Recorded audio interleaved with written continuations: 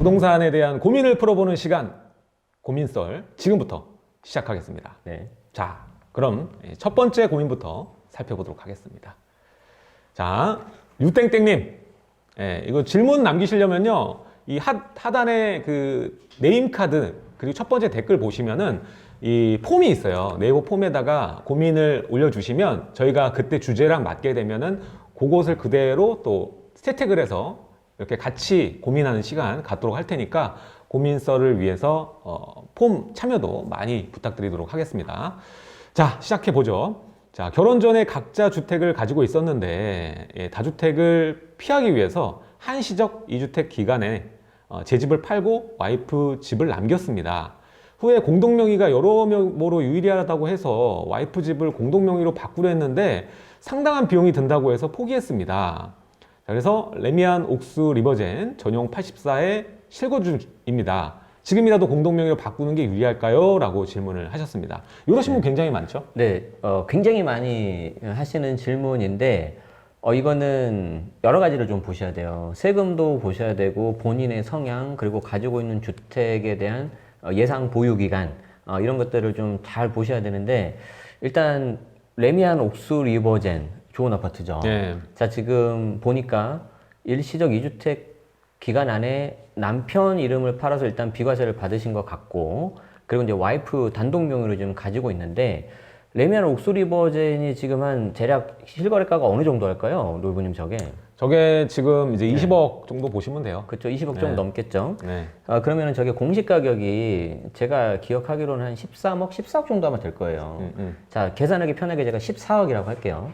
자, 그러면 공시가 14억을 가지고 와이프분이 이제 혼자 있으면서 종부세를 내야 되잖아요. 네. 자, 그런데 1세대 1주택 단독 명의이기 때문에 이번에 종부세 저 기준이 상향이 됐죠. 상향됐죠. 그래서 11억까지 11억. 차감이 돼요. 그럼 네. 초과되는 예를 들어서 3억에 대해서만 종부세를 내기 때문에 별로 나오는 게 없습니다.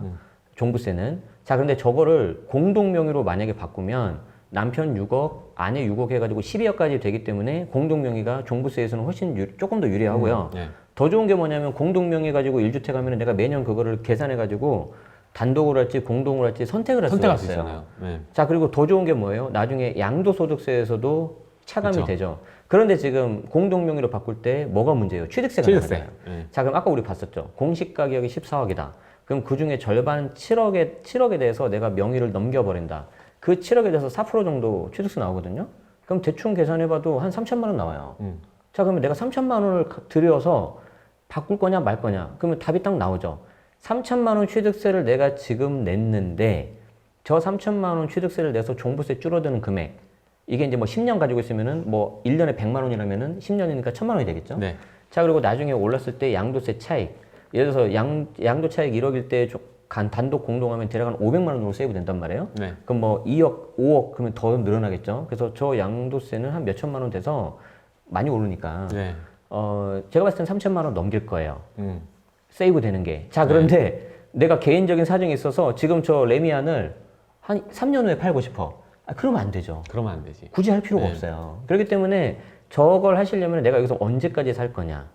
그걸 따져보셔야 되는데 금액이 그래도 조금 큰 거기 때문에 부부 간에 증여하는 거는 10년까지 합산해서 6억까지 공제가 된다 하더라도 저 6억을 전에 또 다른 걸로 증여했을 수도 있잖아요. 네. 그러면 증여세가 또 나올 수 있습니다. 그래서 취득세하고 증여세를 두 개를 먼저 더 하셔야 되고요. 내가 세이브되는 종부세하고 양도세를 비교해 봐 가지고 제가 봤을 때는 오래 가져가시면은 차라리 공동으로 바꾸는 게 나으실 수 있어요. 그리고 이제 정확한 종부세는 우리가 매번 저걸 하기 위해서 세무사 상담 받기는 좀 부담되잖아요. 부담되죠. 네. 홈택스 가시면 돼요. 홈택스. 검색창에서 국세청 홈택스라고 검색을 하시고 그 화면 중간 오른쪽에 보면 세금 모의 계산이라고 있어요. 글씨도 되게 작어. 일단 그걸 누르세요. 그러면은 종부세 간이세액이라고 맨 윗줄 오른쪽에 있어. 내가 요즘에 하도 많이 하고 있어가지고. 네.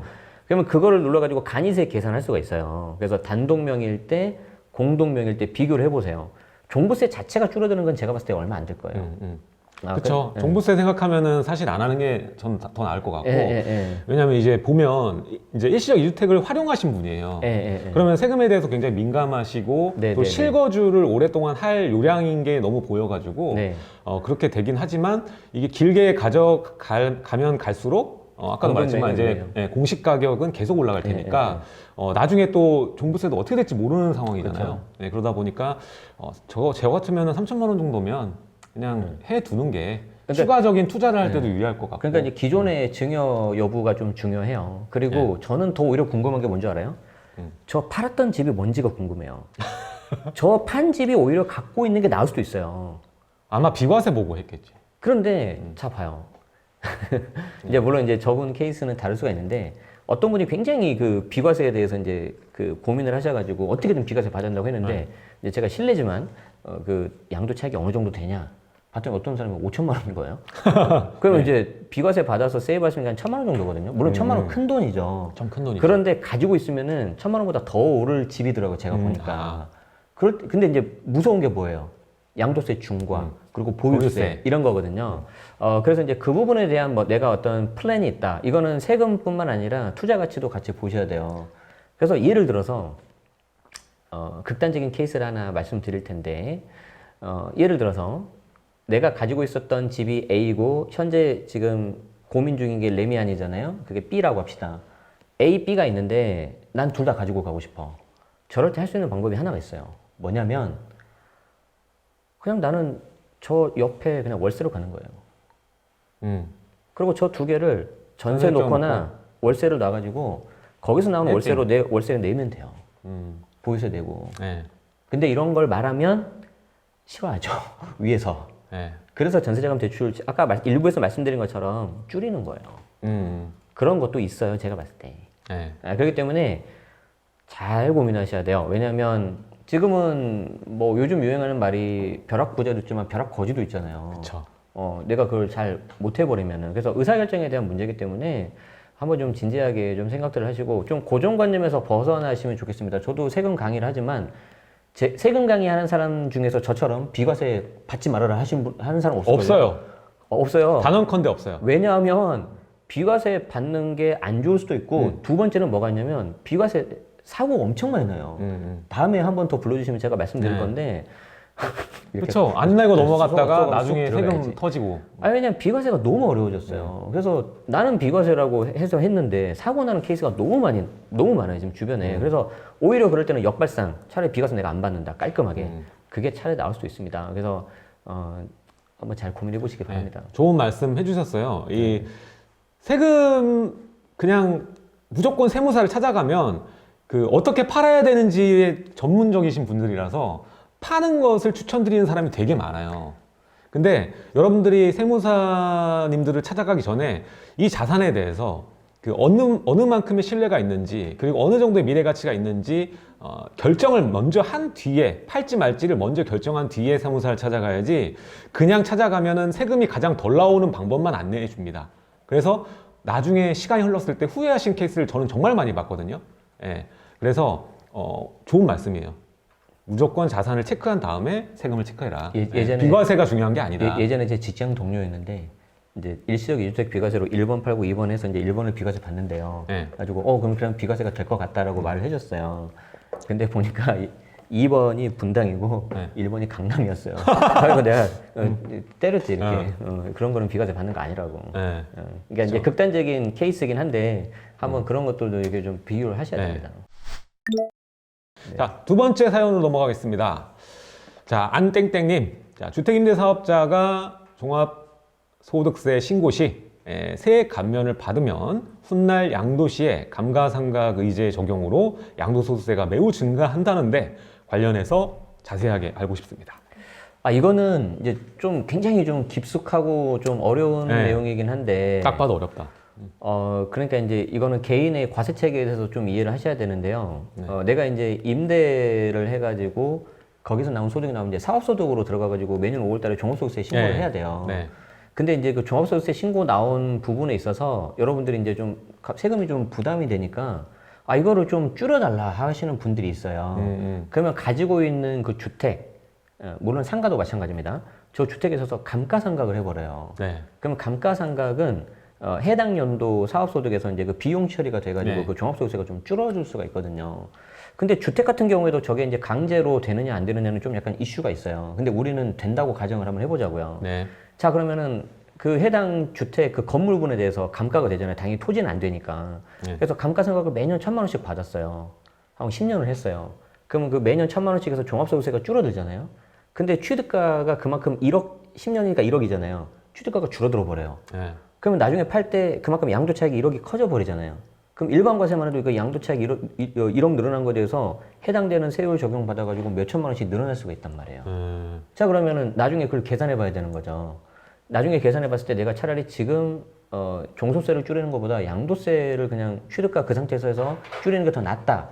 그러신 분들은 하시면 안 돼요. 그런데 뭐가 문제냐면은 나는 고액 연봉자야. 그러신 분들 있죠. 네. 아니면은 사업자인데 내 사업이 너무 잘 돼.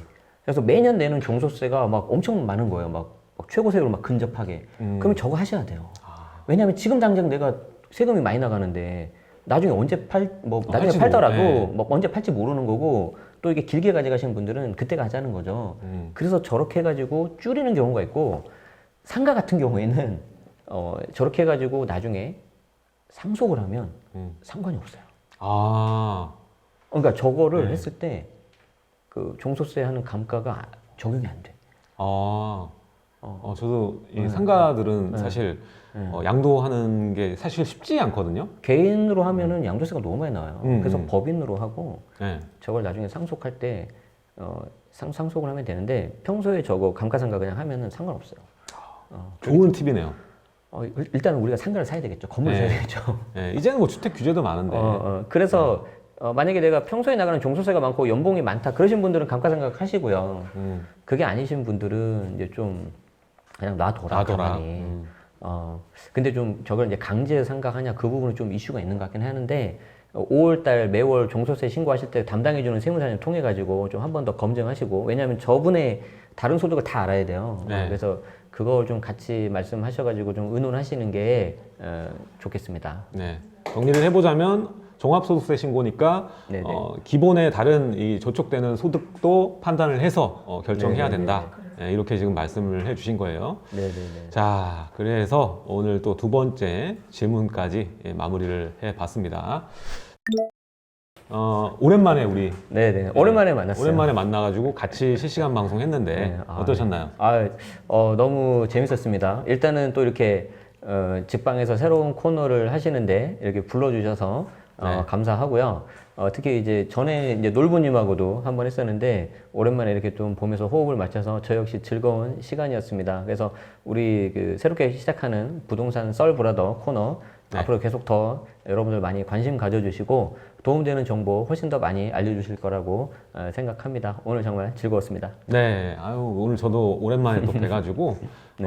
반가웠고 네. 이 다음 주에도 낮 12시에 동일하게 또 스페셜 게스트 한 분 또 초빙해가지고 썰브라더 진행을 할 테니까 다음 주에 꼭 12시에 만나 뵙도록 하고요. 자, 점심시간에 이렇게 또 오셔가지고 봐주셔서 너무나 감사드리고요. 다음 시간에 저희는 인사드리도록 하겠습니다. 지금까지 썰브라더의 놀라운 부동산. 그리고 제네시스 박이었습니다. 네, 감사합니다.